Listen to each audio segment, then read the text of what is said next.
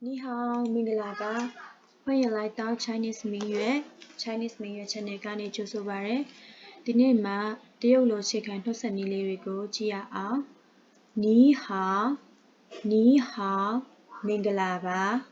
။你好，你好，မင်္ဂလာပါ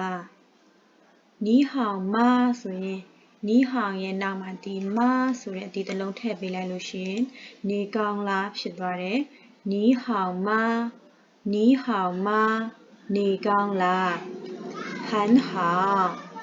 ဟောင်တစ်လုံးလိုက်ရတယ်ဟန်ဟောင်ဆိုရင်ကောင်းပါတယ်အရင်ကောင်းပါတယ်ပေါ့နော်။အဲ့တော့ဝေါ်ရဲ့ဟန်ဟောင်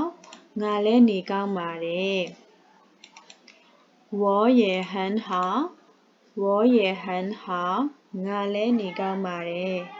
你们好吗你们好吗နင်တို့နေကောင်းလား你们ဆိုတာနင်တို့ဒီနီးတစ်လုံးဆိုရင်နင် man ထည့်လိုက်လို့ရှင်တို့ဖြစ်သွားတယ် man တို့你们ဆိုတော့နင်တို့好吗နေကောင်းကြလားနင်တို့နေကောင်းကြလားဆိုရင်你们好吗အဲ့တော့ငါတို့လည်းကောင်းကြပါတယ်အဲ့ဆိုလို့ရှိရင်ဒီမှာ我们都很好ငါတို့လည်းနေကောင်းပါတယ်เนาะ我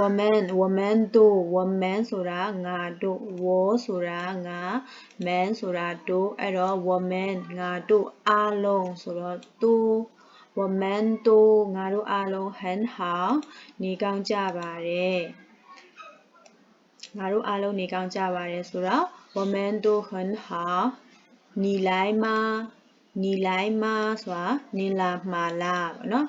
နီးဆိုတာနင်လိုက်ဆိုတာလာတယ်မဆိုတော့အမေအဲ့တော့နီလိုက်မ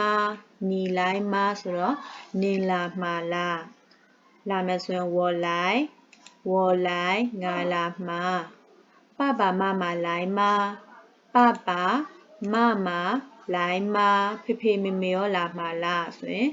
爸爸妈妈来吗ဆိုတာ他们都来သူတို့လည်းလာမှာဆိုတော့他们都来သူတို့အားလုံးလာမှာဆိုတော့他们သူတို့အားလုံးဆိုတော့သူ他们都来သူတို့အားလုံးလည်းလာမှာဖြစ်ပါတယ်ပေါ့နော်ဟုတ်ပြီအဲ့ဆိုလို့ရှိရင်တော့ဒါလေးကအကျိုးရှိမယ်လို့ထင်ပါတယ်ရှက်ရှက်တကြားစိတ်ချက်